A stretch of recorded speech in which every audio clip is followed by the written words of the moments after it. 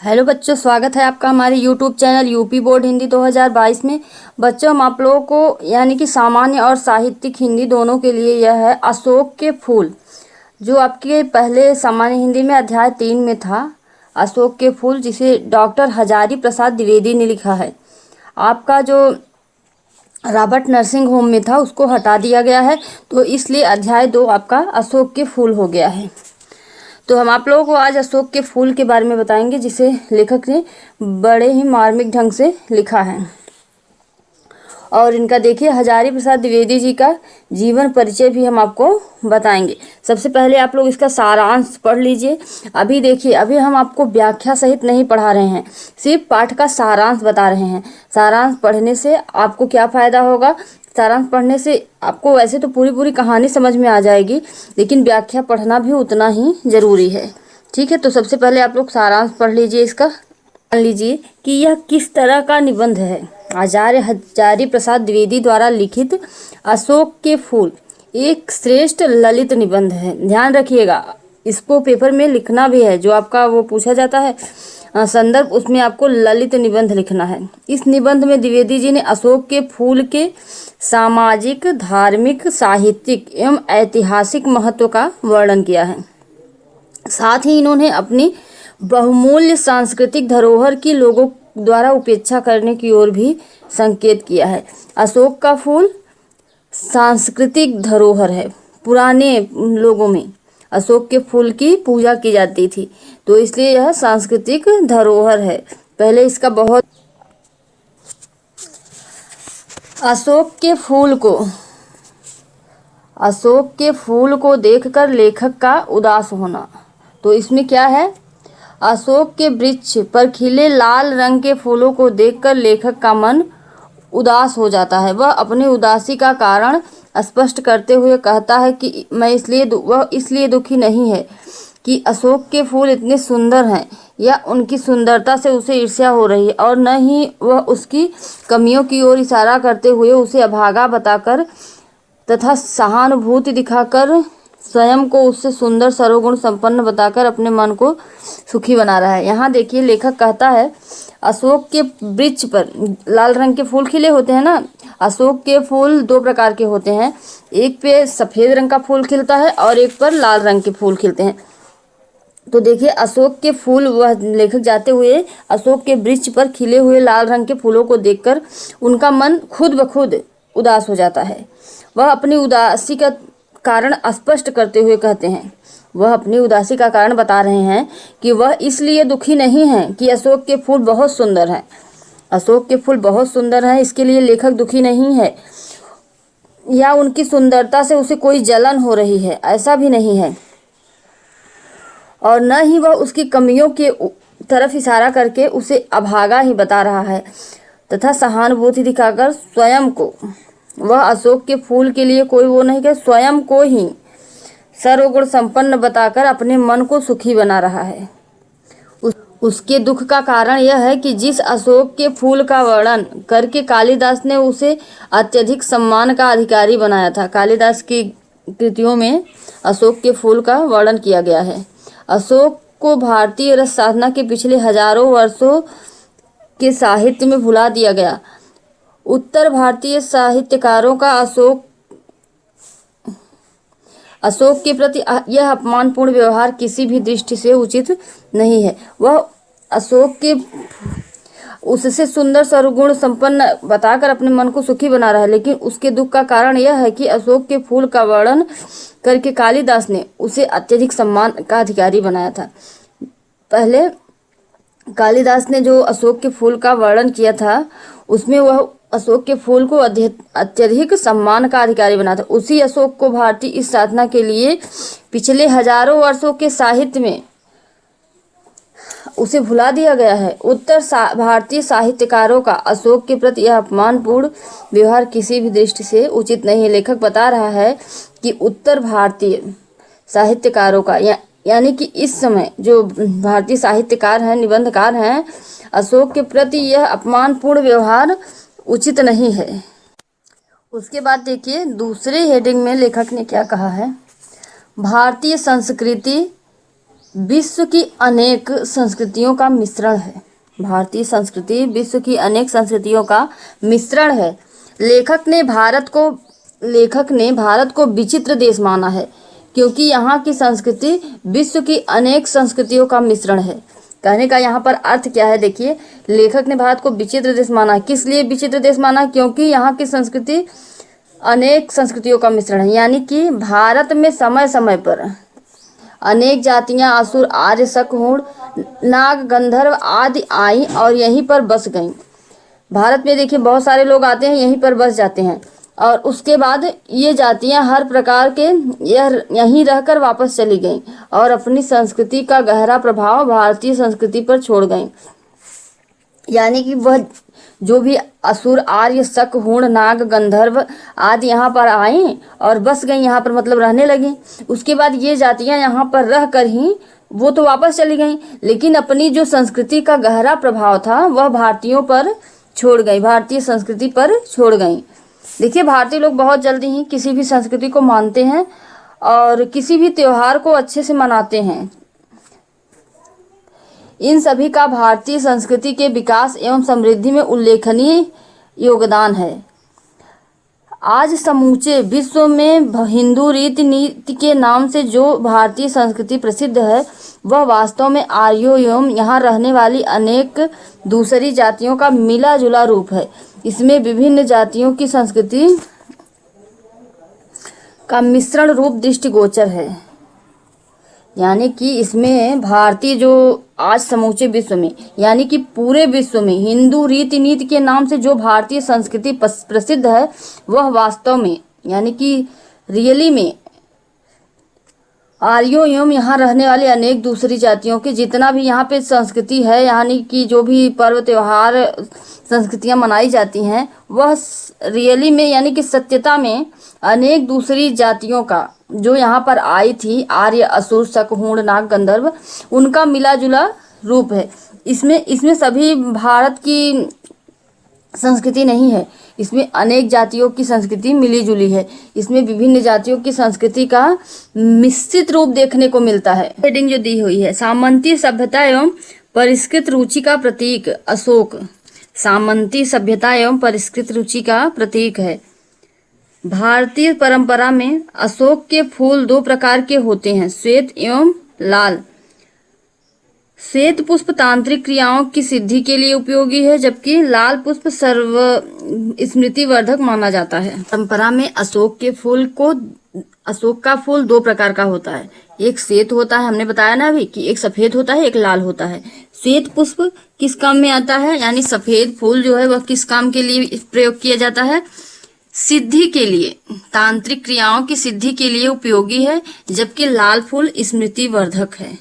लेखक कहते हैं कि अशोक का वृक्ष चाहे जितना भी सुंदर और रमणीय हो, उसका इतिहास व संतान की कामना की पूर्ति का सामर्थ्य व शक्ति भले ही कितनी भी रहस्यपूर्ण हो, वह कितना भी पल्लवित क्यों न हो, किंतु वह उस विशाल सामंतवादी सभ्यता की रुचि का प्रतीक माना गया है, जो साधारण लोगों के परिश्रम व उनका शोषण दमन कर पली थी तथा उनका खून चूसकर इस पूंजीवादी व्यवस्था द्वारा लाखों करोड़ों मजदूर, किसानों तथा साधारण लोगों का शोषण किया गया था। इसी के बल पर यह समृद्धि हुई थी, किंतु समय के परिवर्तन के साथ आम लोग अपने अधिकारों के प्रति सचेत हुए और सामंती व्यवस्था का दमन हो गया और उनके द्वारा मनाए जाने वाले उत्सव की धूमधाम भी अब मिट गई।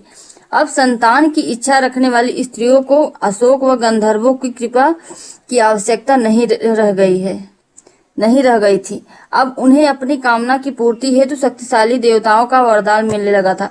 अब यक्षों, गंधर्वों से अधिक काली, दुर्गा, पीरों तथा शिव आदि देवताओं को स्मरण किया जाता था और यक्ष, गंधर्व देव जातियों के साथ इनके प्रतीक अशोक का महत्व भी गौण हो गया। जब अन्य साधनों और देवताओं के कारण शोक रहित हो गए, तो वह अशोक को पीछे छोड़ आगे बढ़ गए और आम जनजीवन में उसका महत्व भी कम होने लगा, सामाजिक महत्व भी कम होने लगा। अशोक की वृक्ष की पूजा गंधर्वों एवं यक्षों की देन। प्राचीन साहित्य के आधार पर यह स्पष्ट होता है कि अशोक के वृक्ष में गंधर्व देवताओं का वास है। असल में पूजा अशोक की नहीं बल्कि उसके अधिष्ठाता कंदर्प देवता की होती थी। देखिए प्राचीन समय में यानी प्राचीन साहित्य के आधार पर, पुराने साहित्य के आधार पर यह स्पष्ट किया जाता है, मतलब यह साफ किया जाता है कि अशोक के वृक्ष में कंदर्प देवताओं का वास है। कंदर्प देवता होते थे, उनका वास है। असल में पूजा अशोक की नहीं बल्कि उनके अधिष्ठाता होते हैं ना, सबसे बड़े देवता, तो अधिष्ठाता कंदर्प देवता की होती थी। इसे ही मदनोत्सव कहते थे। ध्यान दीजिएगा, इसे ही मदनोत्सव कहते थे। लेखक का मानना है कि अशोक के वृक्ष के स्तवकों यानी गुच्छे में वह मादकता आज भी है। अशोक के स्तवकों में वह मादकता आज भी है। भारतवर्ष का स्वर्ण युग इस पुष्प के प्रत्येक दल में लहरा रहा है। मनुष्य की दुर्दम जिजीविसा, यह भी हेडिंग है आपकी, कि किस तरह से उस समय मनुष्य के दुर्दम जिजीविसा थी, यानी जीने की इच्छा थी। लेखक का मानना है कि दुनिया की सारी चीजें मिलावट से पूर्ण है। कोई भी वस्तु अपने विशुद्ध रूप में उपलब्ध नहीं है, यानी सभी चीजों में मिलावट है। कोई भी चीज अच्छे से अपने शुद्ध रूप में उपलब्ध यहाँ पर नहीं है। इसके बावजूद केवल एक ही चीज विशुद्ध है और वह है मनुष्य की दुर्दम जिजीविसा, यानी कोई भी ऐसी चीज यहाँ पर नहीं है कि बिना मिलावट के हो। सभी चीजों में मिलावट है, कुछ भी ऐसा उपलब्ध नहीं है जिसमें मिलावट न हो। लेकिन मनुष्य की जीने की जो इच्छा है वह गंगा की अबाधित अनाहत धारा के समान सब कुछ हजम करने के बाद भी पवित्र है। मानव जात की दुर्दम निर्मम धारा के हजारों वर्षों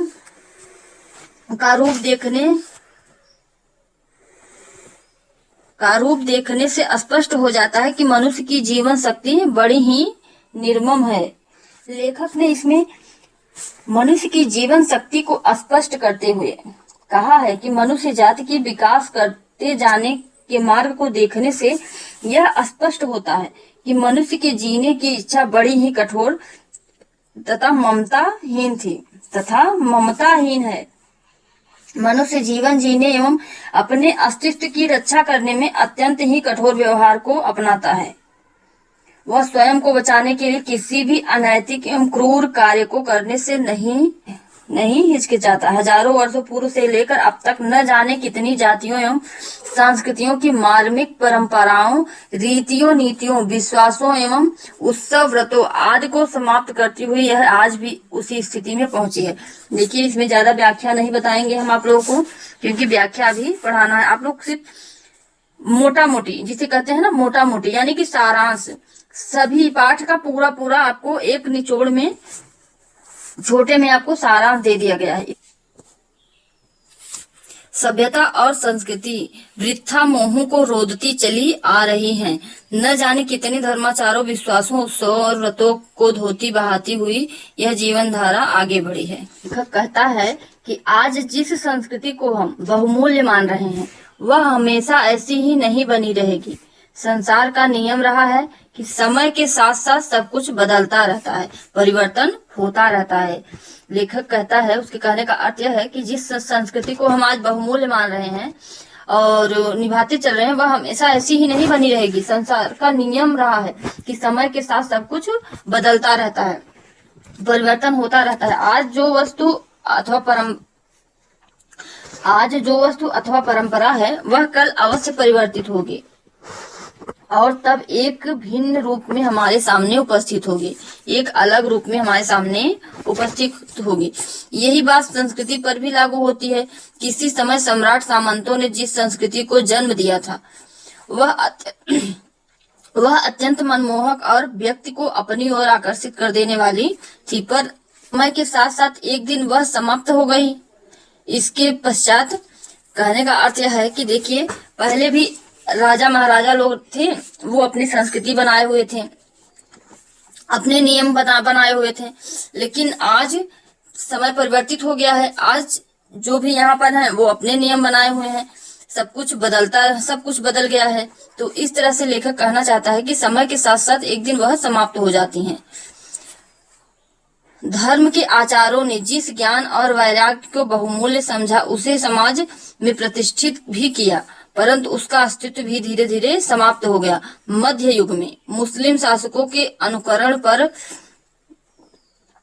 जो रसिक संस्कृति समाज में उमड़ी थी वह भी भाव बनकर न जाने कहां उड़ गई। हमारी वर्तमान संस्कृति भी मध्य युगीन रसिकता से निर्मित और वह व्यावसायिक भी है, पर एक दिन इस व्यावसायिक सांस्कृतिक का कमल भी मुरझाकर नष्ट हो जाएगा। समय बड़ा बलवान है, इसके प्रहार से आज तक कोई भी बच नहीं पाया है। यानी कि देखिए, वह व्यावसायिक भी है, पर एक दिन इस व्यावसायिक संस्कृति का कमल भी मुरझाकर नष्ट हो जाएगा। कहने का अर्थ है समय बहुत बलवान होता है, यानी कि समय तो आप जानते ही बदलता रहता है। इसके प्रहार से आज तक कोई भी नहीं बच पाया है, समय के प्रहार से कोई भी नहीं बच पाया है। अशोक के फूल का मदमस्त होना, यानी उसका अपनी मस्ती में रहना। इसमें देखिए लेखक क्या कहते हैं। लेखक कहता है कि अशोक का फूल आज भी अपनी उसी मौज में है जिसमें वह 2000 वर्ष पहले था। उसका कहीं से भी कुछ नहीं बिगड़ा। वह उसी मस्ती में हंस रहा है, वह उसी मस्ती में झूम रहा है। परंतु जो लोग उसके महत्व को प्राचीन समय में देख चुके हैं वह उसकी महत्ता की क्षति को देख दुखी होते हैं। यहाँ कहने का अर्थ यह है कि जो लोग पहले, यानी जब कंदर्प में उसकी पूजा होती थी, उसका इतना मान सम्मान होता था, अशोक के फूल को जो लोग पहले, यानी हजारों वर्षों पहले जो लोग देख चुके हैं उसकी महत्ता को, महानता को, वह उसे देखकर दुखी होते हैं। लेकिन अशोक के फूल की मौज में कोई भी कमी नहीं आई है। जिसमें वह 2000 वर्ष पहले था, जिस मौज में, उसी मौज में आज भी है। उसका कुछ भी नहीं बिगड़ा है। वह उसी मस्ती में झूम रहा है, उसी मस्ती में हंस रहा है। लोग उसके महत्व को प्राचीन समय में देख चुके हैं। वह उसकी महत्ता की क्षति को देख दुखी होते हैं। जो लोग उसकी महानता को देख चुके हैं वह उसकी इस तरह से महानता की क्षति होते देख दुखी होते हैं। लेकिन अशोक के पेड़ में कोई भी परिवर्तन नहीं आया है, वह उसी मौज में आज भी जी रहा है। उन दुखी लोगों में एक लेखक भी है जो अशोक के फूलों की दुर्दशा देख आहत है। जितने भी लोग दुखी होते हैं उनमें से एक लेखक भी है, यानी हजारी प्रसाद द्विवेदी जी भी हैं।